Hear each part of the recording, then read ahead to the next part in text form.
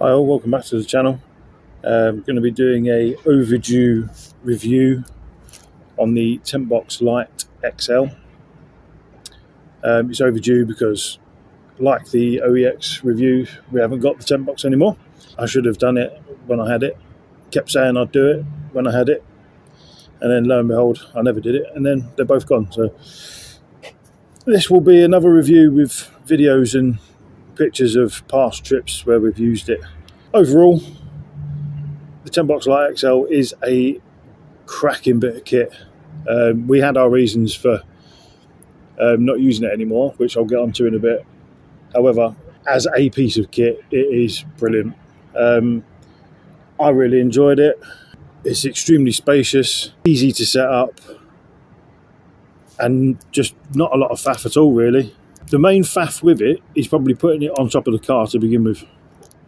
That's it. We kept it on all year round as well, all throughout winter. There was talk of taking it off over winter, but as most marriages, you know, you put your foot down.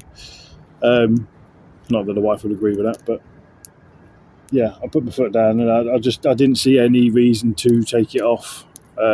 It was absolutely fine. So that being said, you can, if you wish, you can leave the tent box on the roof all year round. There's no issues with that whatsoever. First video is where we set it up for the first ever time on top of the Jeep. There you can see Roxy in it, fit perfectly. So what you need to do is undo the Velcro straps. Once you've done that, take the cover off, roll that up, and then you've got a bit of extra strapping to tie that cover on. So you do the two Velcro straps at the side, extend the ladder, use that as a bit of a pulley to pull the tent box over, and then that's it, fully over. The ladders were the bane of my existence. I couldn't get them right first time. I always had to like shift and adjust it and all sorts. Some people found it easier, but I don't know. It just wouldn't go for me at all. So once you've got the ladder sorted, as you can see, I'm still struggling there. It's not a good look, is it? So yeah, once you've got the ladder sorted, undo the fly sheets. You've got two little toggles on either side. Undo them, and then that little swinging bag to the, well, I'm actually blocking it at the minute, but there's a little swinging bag there that holds your poles. So all you need to do is grab them under the skirt that goes around the trim of the tent box. Should be like sort of little pockets. So if you just put the pole between them, there should be a drilled hole into the framework, like an angled drill hole.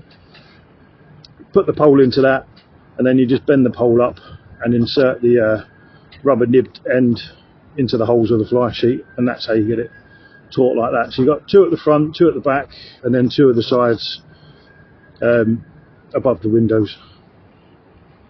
And that's it. That's pretty much it for setup.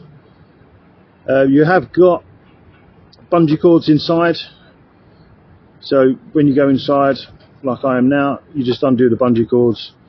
That keeps, when you put the tent box away, the bungee cords is what keeps it from, when you fold it back over, there'll be a lot of air inside, so that will just stop it from blowing all the tent box out. So as you can see, there's a lot of space.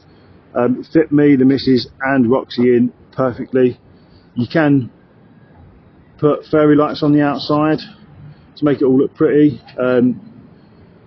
We bought one of those little tents to put on the back. You can open the boot nice and easy on ours. The only thing that got in the way was the aerial. Here's another video when we did the North Lees campsite.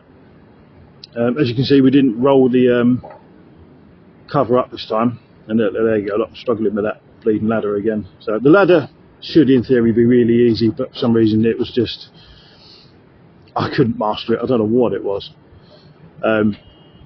But yeah, apologies, the picture isn't great on this, and apologies on the other video as well. The ratio's not what it needs to be.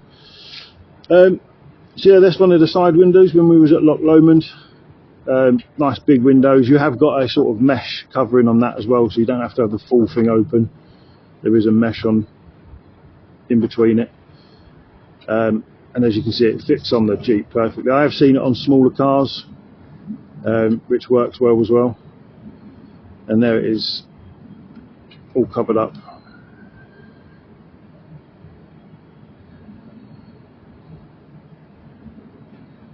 Yeah, I mean, it fits the Jeep. I loved it on the Jeep. It fit perfectly.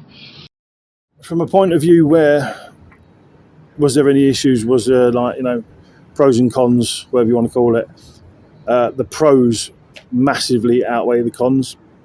I mean, obviously, as well, before I carry on, there are other styles of Tentbox. You don't have to get the Lite XL. There are cargo classics. If you go on the Tentbox website, that'll show you. But yeah, the one we had, the Lite XL, I can't say we had many issues, if any at all.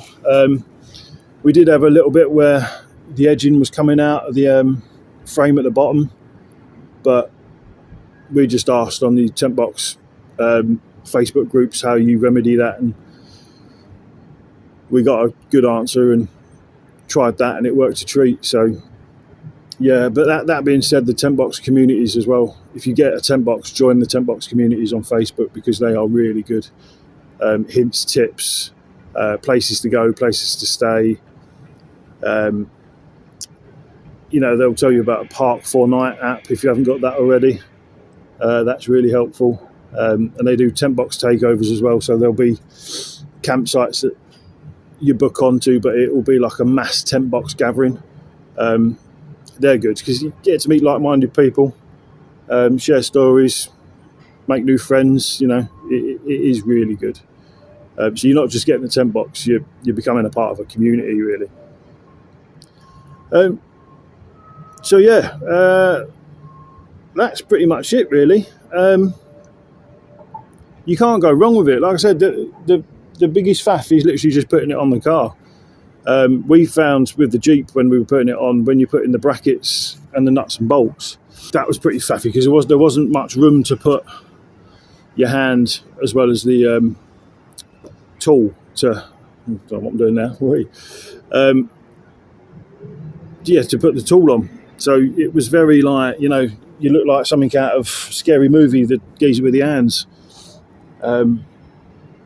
So yeah, other than that, like I keep saying,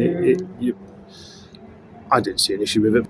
So the reason why we got rid was it's going to sound weird because the Tentbox in theory gives you freedom because you can just park up and pitch it up whenever you want. But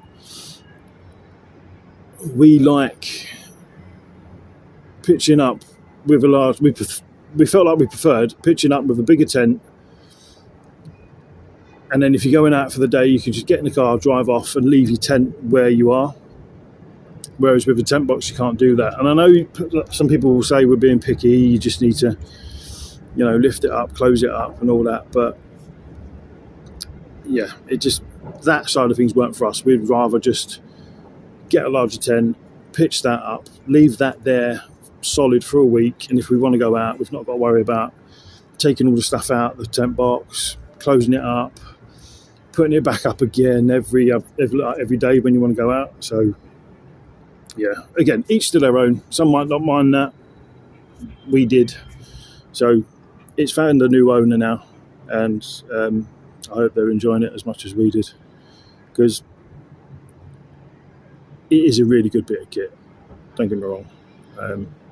I was gutted when we got rid of it, but I got why we got rid of it, and I agreed with it. So yeah. If you got any questions that you want to know about the Tentbox, then feel free to drop me a message. Unfortunately, I do have to disappoint. I don't have a discount code anymore. Because obviously, not being a Tentbox, I'm not on the ambassador side of things anymore. So yeah, sorry about that. But once you join those Tentbox communities, there will be so many people with discount codes. So just drop one of them a message, or go on one of the community Facebook groups and just say, has anyone got a discount code? And you'll open the floodgates. Trust me, it's quite funny to watch, actually. that's another delayed, honest review of the Tentbox Lite XL. Hope it helped. And like I said, if you've got any questions, just drop me a message, put a comment. Cheers, guys.